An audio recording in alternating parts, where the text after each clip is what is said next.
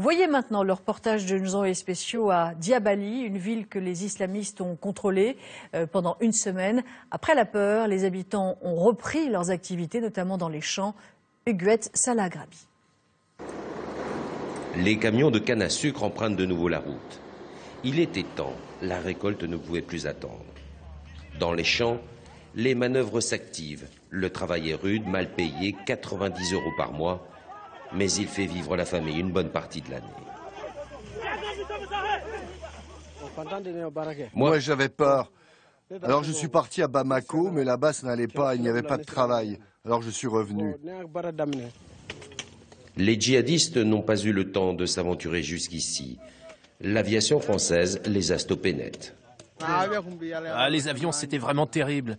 Ils venaient de partout, ça faisait un bruit effrayant. Mais grâce à eux, ça va maintenant. En face de la ville de Djabali, un champ de culture maraîchère. Les gamins traînent aux côtés de leur mère. Pour ceux qui vont à l'école, à peine un enfant sur deux, les cours ne reprendront que la semaine prochaine. La guerre, beaucoup l'ont vécu terrés à la maison avec leurs parents. Quand mes enfants entendaient un bruit, ils me demandaient ce qui se passait. Ça pouvait être une porte qui claque, mais pour eux c'était le bruit des armes. Lorsque les islamistes sont arrivés lourdement armés, le premier réflexe a été de fuir à travers champs. Quand je les ai vus, j'ai eu très peur. J'ai mis mes bagages comme ça, sur la tête. J'ai pris mes enfants. Mais quand on est arrivé sur le pont, ils nous ont dit « Faites demi-tour ».